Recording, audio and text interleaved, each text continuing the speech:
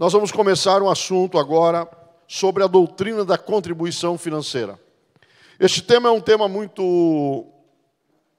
Deixa eu só ligar aqui o meu reloginho aqui para mim não passar do meu tempo, né? Este tema é um tema muito controverso hoje. Há muitas maneiras de interpretar e tem muita gente falam contra. Se você entrar na internet, entrar no YouTube, você vai encontrar um monte de gente falando contra as contribuições, contra finanças. Mas, primeiramente, eu preciso que você entenda uma coisa. Este reino que está implantado aqui, que nós fizemos parte dele, este reino, que é um reino espiritual, o reino de Cristo Jesus, este reino, ele não pode ser compreendido naturalmente. Somente espirituais conseguem entender um reino que é espiritual. Um reino que você não vê ele de uma maneira que muitos gostariam de ver. Este reino, ele surpreende, em todos os sentidos ele surpreende. O reino de Deus, ele é um reino espiritual. O reino que Cristo veio, a mensagem do reino é de um reino espiritual. Diferente dos demais reinos, o próprio Senhor Jesus disse que este reino, ele é diferente até na forma de operação dele. Porque os reinos deste mundo, o maior fica em cima e manda em todos. Mas neste reino, o maior fica embaixo e é servo de todos. Então, este reino é muito diferente. Mas eu quero iniciar a minha fala com um texto de Deuteronômio, capítulo 16, e o versículo de número 16. Quando Deus está falando sobre as festas, as ordenanças das festas e as ofertas das festas. 16 de Deuteronômio diz assim: 3 vezes no ano todo varão entre ti aparecerá perante o Senhor teu Deus, no lugar que escolher, na festa dos pães asmos, na festa das semanas, na festa dos tabernáculos, porém não aparecerá de mãos vazias perante o Senhor. Cada um oferecerá na proporção em que se possa dar, segundo a bênção que o Senhor, seu Deus, lhe houver concedido. O que me chama a atenção é que o versículo 16 encerra com uma recomendação. Porém, não aparecerá de mãos vazias perante o Senhor. Precisamos entender o seguinte: a contribuição financeira, ela, na realidade, nada mais, nada menos é do que a oportunidade que o ofertante tem para revelar aquilo que está no seu coração. Nenhuma oferta, nenhuma contribuição financeira para o reino de Deus, para o avanço do reino de Deus, ela acontecerá com êxito se primeiro esta oferta não sair do coração. Vamos ver isso na Bíblia. Gênesis, uma passagem muito conhecida. Gênesis, capítulo de número 3. Gênesis, capítulo número 4, versículo de número 1. Gênesis, capítulo de número 4, versículo número 1. Coabitou o homem com Eva, sua mulher, e esta concebeu e deu à luz a Caim. Então disse: adquiri um varão com auxílio do Senhor. Depois deu à luz a Abel, seu irmão. Abel foi pastor de ovelhas e Caim lavrador. Aconteceu que no fim de uns tempos trouxe Caim do fruto da terra uma oferta ao Senhor. Abel, por sua vez, trouxe das primícias do seu rebanho e da gordura deste. Agradou-se o Senhor de Abel e de sua oferta, ao passo que de Caim e de sua oferta não se agradou. Irou-se, pois, sobremaneira Caim, e descaiu-lhe o semblante. Então disse o Senhor: por que andas irado? Por que descaiu o teu semblante? Se procederes bem, não é certo que serás aceito? Se todavia procederes mal, eis que o pecado jaz à porta, e o seu desejo será contra ti, mas a ti cumpre dominá-lo. Vejam bem, no versículo 4 o texto vai dizer: agradou-se o Senhor de Abel e de sua oferta. Não é de sua oferta e de Abel. Não. Agradou-se o Senhor de Abel e de sua oferta, ao passo que de Caim e de sua oferta não se agradou. Ou seja, a oferta, ela é contemplada por Deus depois de contemplar o coração de quem estava levando a oferta. A oferta, ela revela o coração do ofertante. E quando eu falo aqui de oferta, eu estou falando do modo geral, oferta e dízimos. Daqui a pouquinho nós vamos dividir bem o que é isto. Mas eu primeiro precisava ir neste texto que exemplifica a primeira oferta que temos registrada aqui na Bíblia, que foi entregue voluntariamente pelo homem. Como esta oferta é entregue? Vamos ver em Hebreus, carta do escritor aos Hebreus. Nós vamos ver aqui a seguinte expressão, no capítulo de número 11, nos heróis da fé. Pela fé, Abel ofereceu a Deus mais excelente sacrifício do que Caim, pelo qual obteve testemunho de ser justo, tendo a aprovação de Deus quanto às suas ofertas. Por meio dela, também, mesmo depois de morto, ainda fala. Preste bem atenção. Aqui no capítulo 11 de Hebreus, que é a galeria dos heróis da fé, como nós conhecemos, aqui vai lembrar que foi pela fé que Abel ofereceu a Deus mais excelente sacrifício que Caim. Entenda, da onde foi gerada esta fé? Esta fé foi gerada pelo testemunho de seu pai e de sua mãe, que lhe davam testemunho, contando o livramento que Deus tinha dado para eles ao não aniquilar, não matá-los, mas que Deus havia provido uma roupa de pele de cordeiro, pele de ovelha no lugar de folhas. Aí nasce no coração de Abel um desejo de ser grato a Deus. Grave bem isto aqui, um desejo de ser grato a Deus. E a gratidão, movida pela fé daquilo que tinha escutado do seu pai e da sua mãe, faz com que Abel venha oferecer a Deus um excelente sacrifício. Da onde? Das primícias, das primeiras. Ele vai e escolhe do melhor. Deus rejeita a oferta de Caim, porque você vai ver dizendo que no final dos dias, já estava no final da temporada da colheita, ele pega alguns frutos e vai oferecer ao Senhor. Entenda isto aqui. Primeiramente, todo e qualquer dízimo ou oferta, o fundamento primário tem que ser fé. Segundo, gratidão. Primeiro vai acontecer a fé.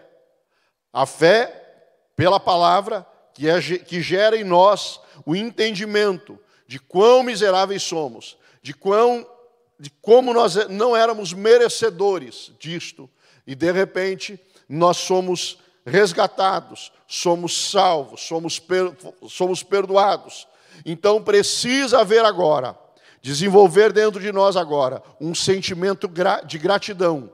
Este sentimento, ele precisa fazer com que eu e você venhamos pensar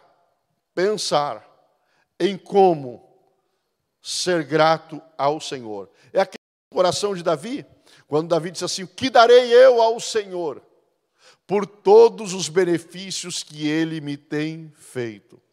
O Salmo de número 24 vai nos lembrar que do Senhor é os céus, do Senhor é aos céus, do Senhor é a terra, e tudo que nela há, ou seja, é do Senhor.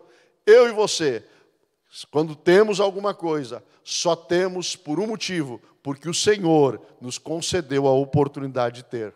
Então, ser grato, ter fé na palavra e deixar esta fé gerar em nós um espírito de gratidão, faz com que nós venhamos ter a consciência de que esse texto que lemos primeiro, Deus está agora despertando no povo, tirando do coração do povo, porque as ordenanças que Deus vai dar em Deuteronômio, Deus vai dar para Moisés, quando o povo sai do Egito, é por um motivo só. Por um motivo só. Qual é? Deus tira o povo do Egito para eles deixarem de ser escravos. Mas agora Deus dá as ordenanças para Moisés passar para o povo, para que o povo venha tirar o Egito de dentro do seu coração. Entenda, o egoísmo é algo que vive dentro do ser humano.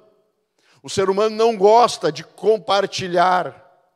Aliás, nem a live, muitas das vezes, as pessoas compartilham quando é coisa boa, porque isso era para mim estar fazendo, então não vou compartilhar. Não, porque o sentimento egoísta do ser humano, ele é próprio de quem vivia no Egito.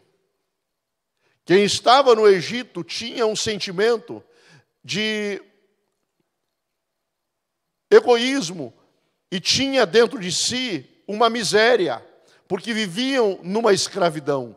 Mas agora, quando Deus os tira do Egito, Deus precisa tirar o Egito de dentro deles e começa, através de leis e ordenanças, criar meios e situações para que o povo, é mais ou menos o seguinte, as leis e as ordenanças eram mais ou menos o mapa, para que o povo pudesse fazer aquilo que eles precisavam fazer, para que eles viessem experimentar o resultado dos seus feitos e realizações, baseado na obediência da palavra. Fé faz você obedecer a palavra. Quando você obedece a palavra, você experimenta os resultados desta obediência. E isto precisa gerar em você um coração grato, um coração disposto a ser grato a Deus. Pois bem, tendo dito isto, você já entendeu então que gratidão, fé e gratidão são os dois combustíveis que precisam mover o coração de um cristão para ele se desprender de valores e entender que este reino, ele se move. Entenda, este reino, ele está em movimento. E este reino está em movimento nesta terra. E quem faz parte deste reino, assume a responsabilidade com o reino. Através do quê? Primeiro, a fé na palavra. Segundo, gratidão no seu coração para fazer a contribuição. Entenda, talvez é um tema que você não goste, mas fique aí, acompanhe comigo este raciocínio. Hoje, existem a riqueza e existe a prosperidade. Se o tripé da bênção, ou o tripé da prosperidade, não é da bênção, o tripé da prosperidade financeira do cristão está fundamentado em três coisas: trabalho, administração e fidelidade. Trabalho, administração e fidelidade. Riqueza, você consegue sustentar em duas atitudes. Quais? Trabalho e administração. Senão, nós não teríamos pessoas ricas aí no mundo.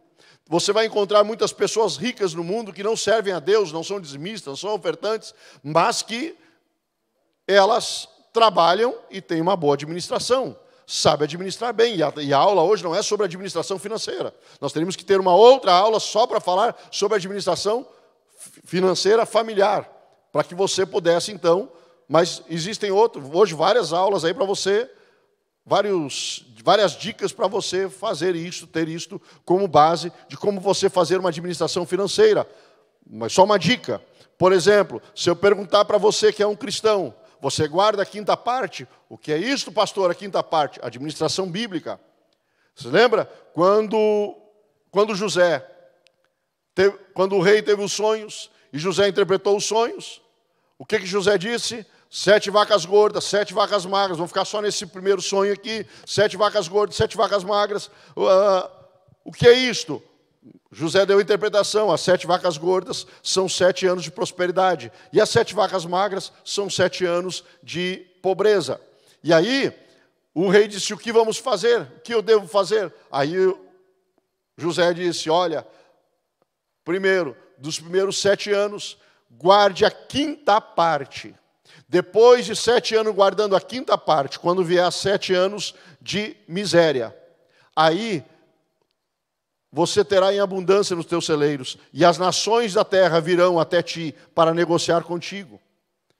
É o que nós estamos vivendo no tempo de hoje. Hoje, quem guardou a 5ª parte, daqui a alguns dias, vai conseguir comprar imóveis por menos da metade de preço. Alguns vão conseguir comprar carros por menos da metade de preço. Por quê? Porque foram prudentes em guardar a 5ª parte.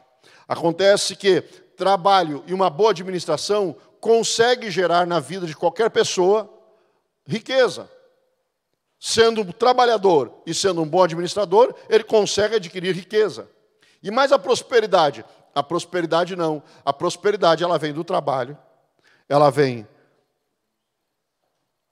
da fidelidade e ela vem da administração. Daí é um tripé. Qual a diferença? A riqueza, ela te dá liberdade. A prosperidade, ela te dá felicidade. A riqueza, ela é detentora, ela detém. E a prosperidade ela é geradora, ela gera. Você precisa entender isso aqui. Entenda que tem muitas pessoas ricas que se suicidam, que se matam, não têm paz, não têm alegria. Mas o que a palavra quer nos ensinar é que este reino que nós fizemos parte, quando nós deixamos o egoísmo de lado e investimos no avanço deste reino, este reino, ele não vai ser detentor daquilo que você tem, mas ele será um gerador daquilo que você ainda não possui. Ah, não, irmão. Vou repetir aqui para você entender. Veja como funciona este reino.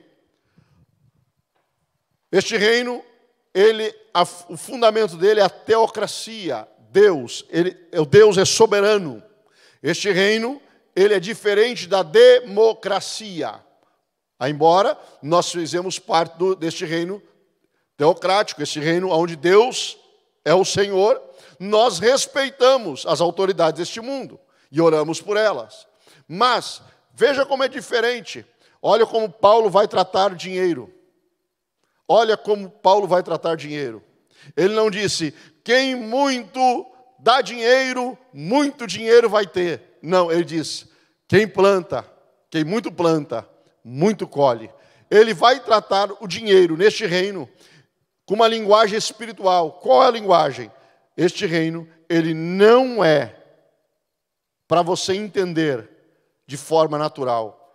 Porque quando você entra num culto, e é por isso que os momentos de oferta, que às vezes são transmitidos pela internet, sempre vai entrar alguém falando mal, questionando, duvidando, achando ruim. Agora mesmo eu não estou acompanhando os comentários da live, mas pode ter alguém achando ruim. Está falando sobre oferta e dízimos, sobre dízimos e sobre ofertas. Mas por quê?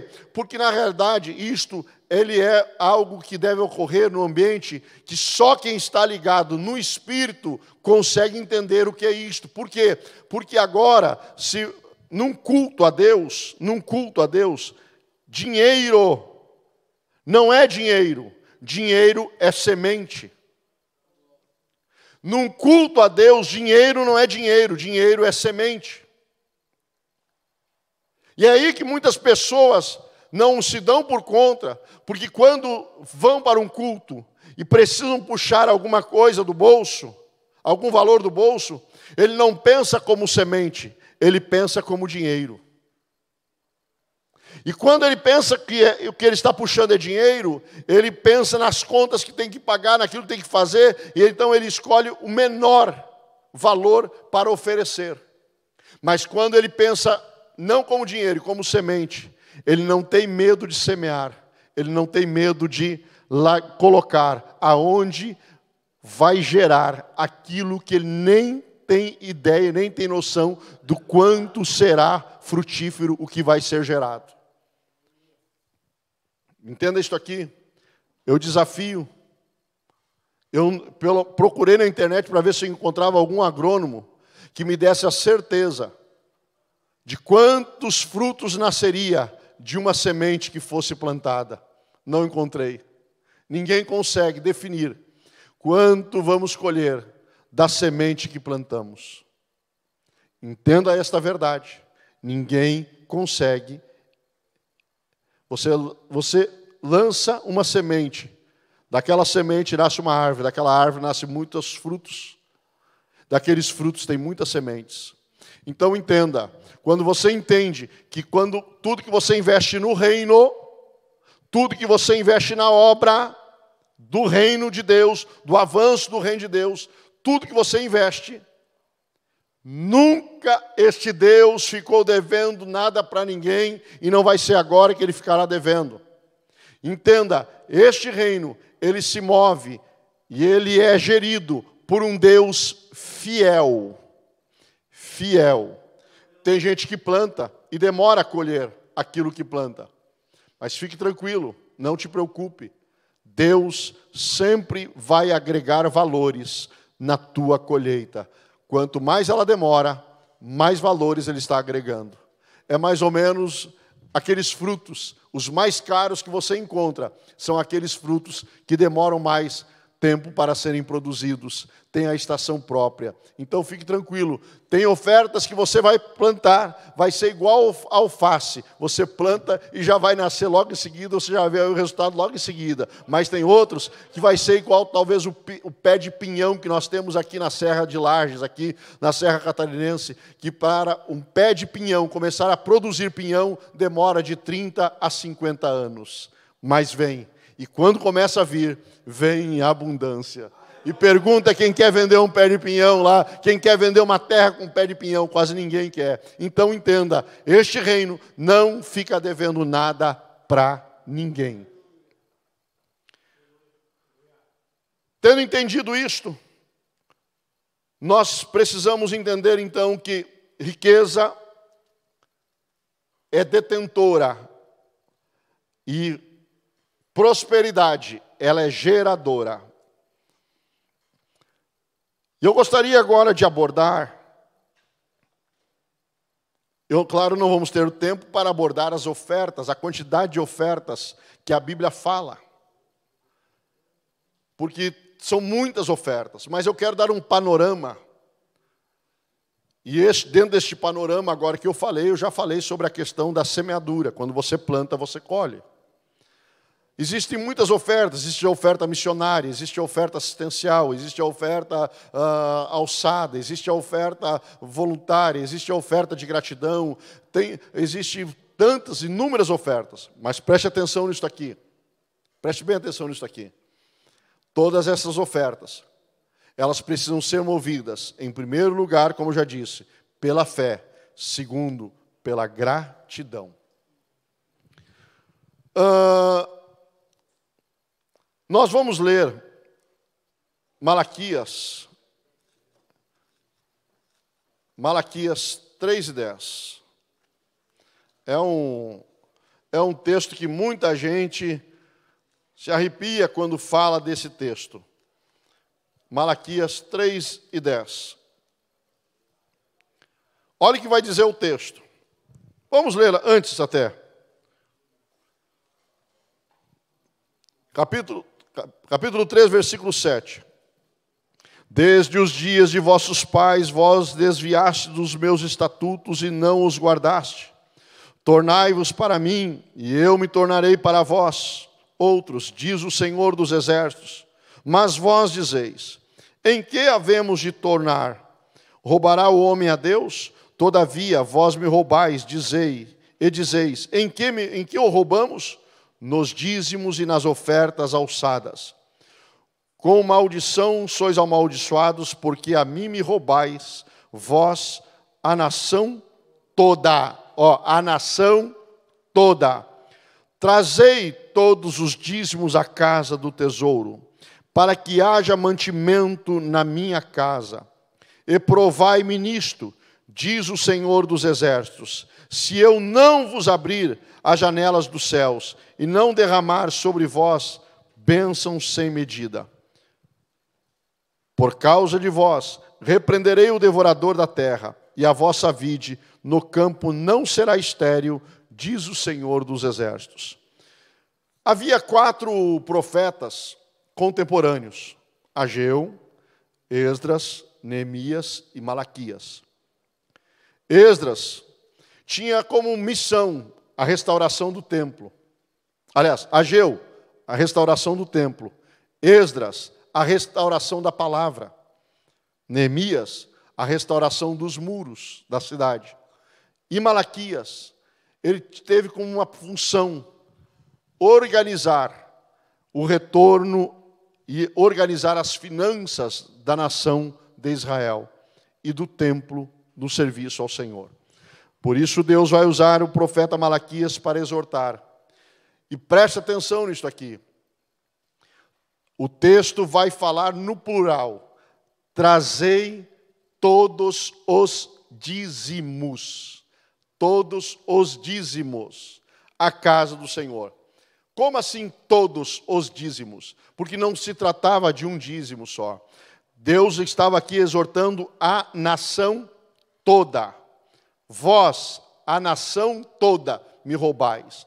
Alguns querem dizer que eram os sacerdotes que estavam desviando, que estavam falando, que não sei o quê.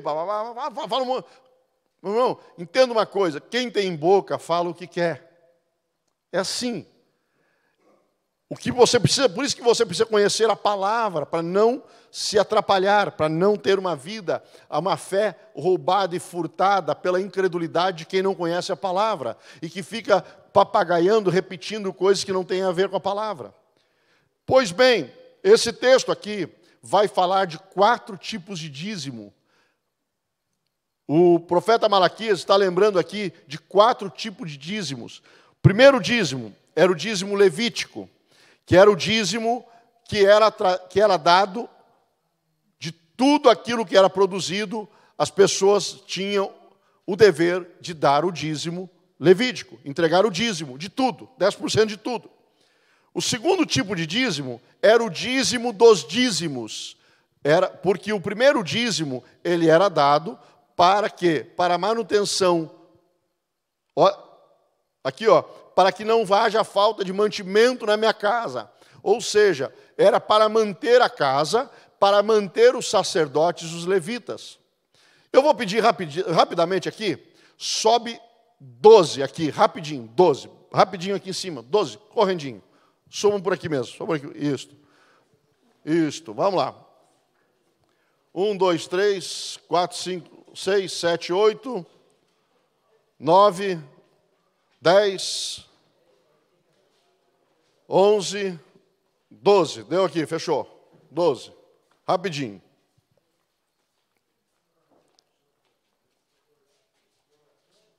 Vamos lá. Escute bem aqui. O que é isto aqui? Eles estão representando as 12 tribos. Deus tinha dado uma ordenança a quem? A uma tribo. Quando entraram na terra, uma tribo de Levi. Tribo de Levi seria responsável pelo culto a Deus. E Deus disse para esta tribo: vocês não terão herança. Mas disse para as outras tribos: olha, eu preciso que vocês façam 48 cidades. 48 cidades espalhadas pela terra, sendo que 42 cidades aonde os levitas irão morar. Era a cidade para os levitas morarem. 48 cidades, sendo que 42 era para eles morarem. E 6 cidades seriam as cidades refúgio, aonde os assassinos, aonde aqueles que tivessem pena de morte sobre a sua vida, que eles pudessem se refugiar e se escapar, e viver o resto da vida naquela cidade de refúgio. Daí esse é outro assunto também. Mas vamos lá. Aqui, quem vai ser o Levi? Você vai ser o Levi, da tribo de Levi. Os levitas, os sacerdotes, eles tinham... Deus não dizia assim, vocês vão ser sacerdote, pronto. Não, Deus deu meios para eles serem identificados como sacerdotes e como levitas, como do serviço no templo, para que eles iriam cumprir o serviço no templo. Deus deu identificação. Primeiro, não deixou eles morando junto com os demais. Fizeram cidade específica para que eles pudessem morar. Certo? Segundo, deu uma roupa específica para ele, eles tinham uma roupa diferenciada. Para quê? Para poderem ser identificados, ou pelo lugar que moravam, ou então pela roupa que vestiam. O que eles fariam? Esse daqui, é levita. Quando ele estivesse passando, todos reconheceriam e saberiam que ele fazia parte dos sacerdotes, daqueles que poderiam receber dízimos e ofertas. Certo? Então, por que essa identificação? Porque nem todos os dízimos eram levados até o local de adoração, até o templo. Até o local de adoração, nem todas as ofertas eram levadas até lá. Tinha ofertas dessas que eram entregues sem eles precisarem se deslocar até o local de adoração. Então, segura aqui que eu já vou explicar, vocês já vão entender melhor isso aqui. Dízimo dos dízimos. Era o segundo dízimo, que era daquilo que, vem cá, levita, que o da tribo de Levi recebia, aquilo que ele recebia, ele também tinha que tirar 10% daquilo e entregar. Tinha que tirar 10% e entregar também. Certo? Era o dízimo dos dízimos. Era o dízimo que o sacerdote, que o levita, daquilo que ele recebia, que ele era repartido para ele usufruir, ele tinha também que entregar o dízimo. Era o segundo tipo de dízimo. Terceiro tipo de dízimo era o dízimo festivo. Fica aí que eu já vou usar vocês rapidamente. Terceiro tipo de dízimo, dízimo festivo. Que dízimo festivo era esse? Olha, o dízimo dos dízimos, o primeiro dízimo está lá em Números 18, versículo 21 ao 24. O segundo tipo de dízimo dos dízimos, está em Números 18, do 26 ao 29. E o terceiro tipo de dízimo está em Deuteronômio 14, 22 ao 29, que era uma vez por ano. Certamente darás o dízimo de todos os frutos da tua semente que cada ano se recolher do campo, para que os levitas, que não possuem propriedade nem herança, e estrangeiros, e órfãos, e viúvas, que vivem na sua cidade, venham comer e saciar-se, para que o Senhor, o seu Deus, o abençoe em todo o trabalho das suas mãos. Esse dízimo, o dízimo festivo, o dízimo anual, era um dízimo festivo. Esse era um dízimo que ele não precisava levar lá, no local de adoração. Ele ia na cidade que estava próxima, onde tinha um levita lá morando. Os levitas morando chamavam, diziam assim, tem um dízimo anual aqui para entregar. Vamos fazer uma festa. Reunia ele, reunia os órfãos, viúvas, necessitados, e faziam aquele banquete entre eles. Esse era o terceiro tipo de dízimo, que era o dízimo festivo. E o terceiro dízimo era o dízimo diaconal, que era um dízimo entregue de 3 em 3 anos. Certo? Dízimo diaconal, de 3 em 3 anos. Aonde pegava tudo da colheita. E olha só, olha o que vai dizer. Quando acabares de separar todos os dízimos da tua colheita no ano terceiro, que é o ano dos dízimos, então darás ao levita, ao estrangeiro, ao órfão, à viúva, para que comam dentro das tuas portas e se fartem. E dirás perante o Senhor teu Deus, tirei da minha casa as minhas consagradas e dei também ao levita, ao estrangeiro, ao órfão, à viúva, conforme todos os teus mandamentos que tenho ordenado. Não transgredi os teus mandamentos, nem deles me esqueci. Ao fim de 3 anos, tirará todos os dízimos da tua colheita no mesmo ano, e o recolherás dentro das tuas portas. Então dirá o levita: pois nem parte nem herança tenho contigo, e o estrangeiro, a órfã e a viúva que estão dentro das suas portas o comerão e fartar-se-ão, para que o Senhor teu Deus te abençoe de toda a tua obra e de todas as tuas mãos. Esse dízimo diaconal de 3 anos era um dízimo que era praticamente um dízimo assistencial, para ser comido pelos órfãos, viúvas e necessitados de 3 em 3 anos. Cada família precisava fazer isto. Sim, pastor. E agora? Deixa eu ver o meu tempo aqui. Tem mais... Meu Deus, rapidinho aqui. Mais 5 minutinhos.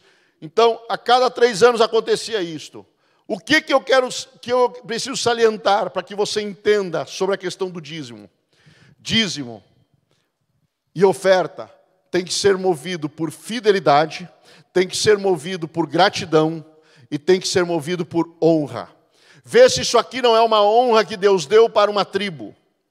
Esta tribo não vai ter herança, mas vai ter o privilégio de oferecer e cuidar do templo, cuidar do serviço do templo.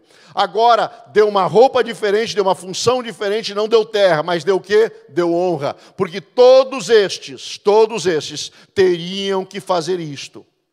Entregar dízimo para a tribo de Levi. Isto é ou não é uma honra a ser recebida por alguém? É honra. Pastor, o senhor está falando besteira aí. Não, calma, eu já vou te explicar rapidinho aqui para você. Pode sentar lá, meu filho. Muito obrigado. Escute bem aqui. Porque alguém diz que dízimo é coisa do Antigo Testamento, é coisa da lei. Não, é antes da lei. Abraão nos prova isso, Jacó nos prova isso, ao falarem sobre dízimo. Mas, alguém diz, e no Novo Testamento, para nós encerrar, deixa eu ir para um texto aqui, que eu gosto muito, Hebreus capítulo 7. Hebreus capítulo 7, para nós encerrar. Porque este Melquisedeque, rei de Salém, sacerdote do Deus Altíssimo, que saiu ao encontro de Abraão, quando voltava da matança dos reis, para o qual também Abraão separou o dízimo de tudo. Primeiramente se interpreta rei da justiça, depois também é rei de Salém, ou seja, rei de paz, sem pai, sem mãe, sem genealogia, não teve princípio de dias, nem fim de existência, entretanto, feito semelhante ao Filho de Deus, permanece sacerdote perpetuamente. Considerai, pois, como era grande este a quem Abraão, o patriarca, pagou o dízimo. Entenda uma coisa, Melquisedeque aqui, muita gente gosta e usa, e aqui o próprio texto diz aqui, na epígrafe aqui, diz Melquisedeque histórico, um tipo de Cristo. E muita gente prega Melquisedeque como um tipo de Cristo. Pregam como um tipo de Cristo para apresentar Cristo. Mas quando trata-se de alguém que recebeu o dízimo, aí parece que Cristo não entra mais na história, é tirado da história. Considerai, pois, como era grande esse a quem Abraão, o patriarca, pagou o dízimo, tirado dos melhores despojos. Ele era rei. Ele era sacerdote do Deus Altíssimo. Mas quem tinha a promessa? Abraão. Ora, os que dentre os filhos de Levi recebem o sacerdócio, têm mandamento de recolher de acordo com a lei os dízimos do povo, ou seja, dos seus irmãos, embora tenham estes descendido de Abraão. Entretanto, aquele cuja genealogia, Melquisedeque, não se inclui entre eles, recebeu dízimos de Abraão e abençoou o que tinha as promessas. Melquisedeque não tinha promessa, Abraão tinha promessa. Abraão poderia dizer assim, eu sou portador de uma promessa, eu não vou estar dando dízimo, ele que tem que vir dar dízimo a mim. Mas não, Abraão, portador da promessa, reconhece Melquisedeque, alguém superior a ele, e entrega o dízimo. O que é isto? Honra. Vai captando, honra. Vai gravando essa palavra, honra. Fidelidade, gratidão e agora honra. E o que vai gerar isto? Entretanto, aquele cuja genealogia não se inclui entre eles, recebeu dízimos de Abraão e abençoou o que tinha as promessas. Evidentemente, é fora de qualquer dúvida que o inferior é abençoado pelo superior. Entenda isto aqui. Quando você entende que na tua igreja existe uma autoridade espiritual sobre a tua vida, existe um pastor, existe um líder, e existe uma igreja que você faz parte, que você é membro, você pega a oferta, pega o dízimo, sai de casa, saia com esses 3 sentimentos no coração. Primeiro, sentimento de fidelidade. Segundo, sentimento de gratidão. Terceiro, sentimento de honra. Porque tem muita gente fazendo o que é certo com a motivação errada. Mas não adianta você fazer o que é certo com a motivação errada. Escute bem isso aqui. Quando você sair de casa, se mova por esses 3 princípios para ofertar e entregar dízimo. Primeiro, fidelidade. Fidelidade quem? A quem? A Deus. Você é fiel a Deus. Você não quer se apresentar de mão vazia diante de Deus. Segundo, sentimento de gratidão por aquilo que Deus fez na tua vida, na tua família, na tua história. Terceiro, pastor, o que ele fez? Te deu ar para você respirar, te deu saúde para você trabalhar, e não te esqueça, ele deu essa recomendação ao povo quando estava saindo do Egito, peregrinando pelo deserto, entrando na terra prometida, ele disse assim, não te esqueça, não se esqueça que eu que dou forças para vocês adquirirem riquezas. Eu é que fortaleço a mão de vocês. Então, esse sentimento de gratidão precisa ter. E o terceiro é o sentimento de honra. Honrar quem? Honrar a quem Deus colocou como pastor sobre a tua vida. Efésios 4:11, 4:10 vai dizer, Ele mesmo deu uns para apóstolos, outros para profetas, outros para evangelistas, outros para pastores e outros para mestres. 5. Então, se Ele deu, Ele se responsabiliza por aquilo que Ele fez. Certo? Quem é que tem que honrar? É eu e você que estamos, porque eles foram dados para o aperfeiçoamento dos santos. Quando nós entendemos que existe alguém maior sobre nós, e nós entendemos que essas finanças ajudam a manter ajudam a manter o reino em ordem, o reino funcionando, porque, irmão, provisão, vai haver o mantimento na casa, vai haver a provisão para estes homens. Entenda isso aqui. Quando você entende isso, você sai com esse sentimento e você honra, você está se colocando, por mais que talvez o teu pastor não tenha o 2º grau completo, e você aí já é advogado, já é formado, já é juiz, já é doutor, já não sei mais o que, mas você reconhece ele espiritualmente como maior sobre a tua vida, sem sombra de dúvida. O menor é abençoado pelo maior. Sabe por que tem muita gente que não recebe? Ele está fazendo com a motivação errada aquilo que é certo, porque ele está dando dízimo, porque ele quer ver o templo bem, ele quer ver isso, ele quer administrar. Não, dízimo não é para você administrar, é para você honrar. Quando você sai e entrega, ele, teu pastor, ele tem que orar pela tua vida, pela tua casa, pela tua família. Ele tem que impor as mãos. Olha o que diz o texto, para mim encerrar aqui. Capítulo 7:7. Evidentemente, é fora de qualquer dúvida que o inferior é abençoado pelo superior. Mas quem é que tinha a promessa? Abraão. Quem é que abençoou Abraão? Quem não tinha promessa. Por quê? Porque Abraão se coloca na posição de inferior, reconhece a autoridade sobre a vida de Melquisedeque, e Melquisedeque abençoou Abraão. Então, quando eu e você saímos de casa, embora muitas vezes você pense que é até mais do que o teu pastor, mas não é não. Se coloca como na posição de alguém que reconhece e honra o ministério que está ali, que Deus colocou ali, porque foi Ele mesmo que deu. Então, se Ele deu, Ele sabia o que fazia. Quando você reconhece, usa a honra, Ele coloca a mão sobre você e abençoa a tua vida. Mas daí deixa eu, só para fechar o texto aqui, olha o que vai dizer o versículo de número 8. Aliás, aqui são homens mortais os que recebem dízimos, porém ali, aquele de quem se testifica que vive. O que eu quero dizer com isto? Quando você sai movido por esses 3 sentimentos, fidelidade, gratidão e honra, você vai até a casa do Senhor, você entrega. Quando você está saindo, quando tem esses sentimentos no teu coração, quando você entrega, quem está recebendo o dízimo ali é um homem mortal, é alguém que daqui a pouquinho pode morrer, vai vir outro para o lugar dele, mas só que tem um lugar que quem está recebendo, este permanece para sempre. Aonde? Ali. Quem recebe? Aquele de quem nós testificamos que vive. Oh, louvado seja o nome do Senhor. Estou encerrando. Olha, estão dizendo que meu tempo já deu aqui, ó. Está encerrando. Então, eu preciso encerrar agora. Estou encerrando. Meu Deus, 44. Passei 4 minutos. Os outros professores, passei 4 minutos, estou encerrando. Escute bem aqui, irmãos. Este tema, ele é muito precioso. Esta doutrina, ela está baseada e fundamentada de Gênesis e Apocalipse. Então, fique esta palavra, fique esse ensinamento para você. Em nome de Jesus, receba esta palavra e passe a praticar oferta e dízimo. E eu concluo com um versículo somente. Um versículo eu concluo aqui. Tem muita gente que, por não ter o seu coração no reino, está mais perdido do que cego em tiroteio. Deixa eu dizer uma coisa aqui. Tiago vai dizer assim, ó, pedis e não recebeis, porque pedis mal. Pedis para gastar em vossos próprios deleites e prazeres. Tu está colocando o reino de Deus acima, aliás, abaixo do teu, você está colocando os teus desejos e prazeres acima do desejo do reino que precisa avançar.